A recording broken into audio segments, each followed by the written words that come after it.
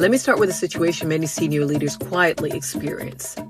You've done the work, you've delivered results, your visibility has grown, your credentials are strong, your record is defensible. And now the opportunity arrives.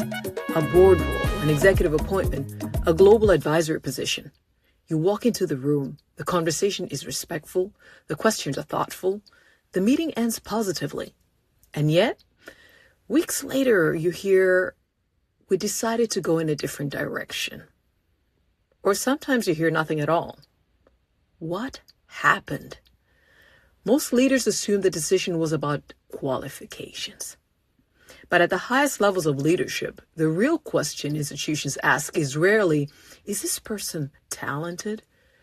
The real question is this person safe for us to endorse? Not safe in the sense of small or cautious, safe in the sense of structurally sound. That's what we're unpacking today. Because when institutions decide whether to endorse a leader, something deeper than performance is being evaluated.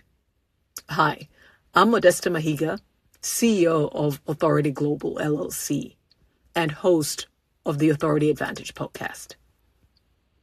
The hidden evaluation. Before endorsement, there's always an assessment. It may not be formal, it may not be written down, but it is happening quietly, systematically, and often long before the final decision. Boards do it, selection committees do it, institutional partners do it. They're asking themselves questions like, can this leader represent the institution without creating risk? Will their decisions hold under scrutiny? Will their presence strengthen or destabilize credibility? And ultimately, if we attach our credibility to this person, will it hold? Because endorsement is not a compliment. Endorsement is a transfer of institutional risk. When a board appoints you, when a government selects you, when an institution places you in leadership, they're attaching their credibility to you. And once they do that, your decisions reflect back on them. Which is why endorsement is not admiration. It is risk tolerance. What safe really means. When institutions describe a leader as safe, they're not talking about personality. They're talking about structure. A structurally sound leader shows several consistent signals. Their mandate is clear. Their narrative aligns with their record. Their decisions demonstrate discipline. Their authority holds when examined.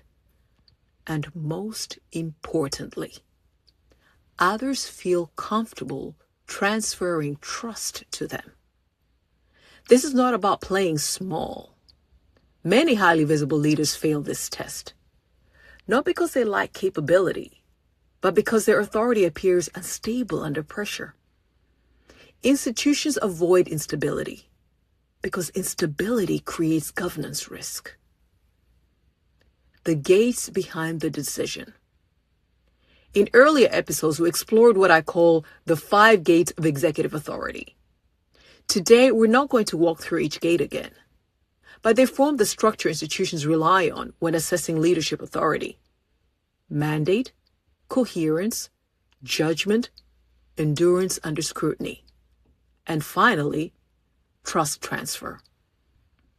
This final gate is where endorsement decisions are often made, because it answers the question institutions ultimately care about.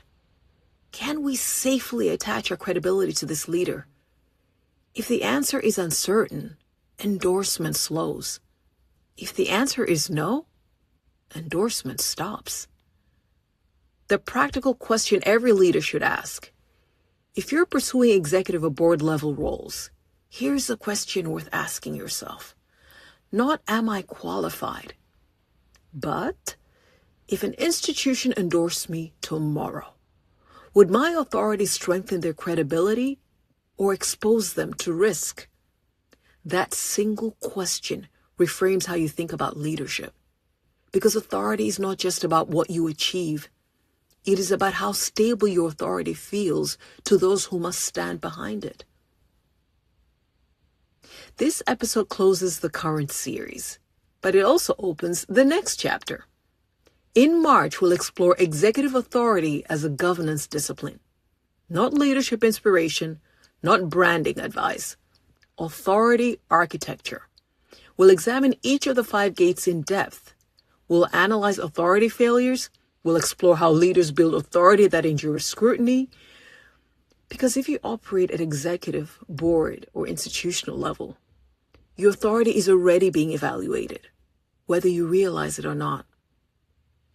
Let me leave you with this. Endorsement is not applause. It is risk tolerance. Institutions endorse leaders whose authority is stable enough that attaching their credibility feels safe. Authority is not declared. Authority is assessed. If you want to understand how your authority might be evaluated, I invite you to start with the authority assessment linked in the show notes. Until next time, engineer your authority. Don't assume it.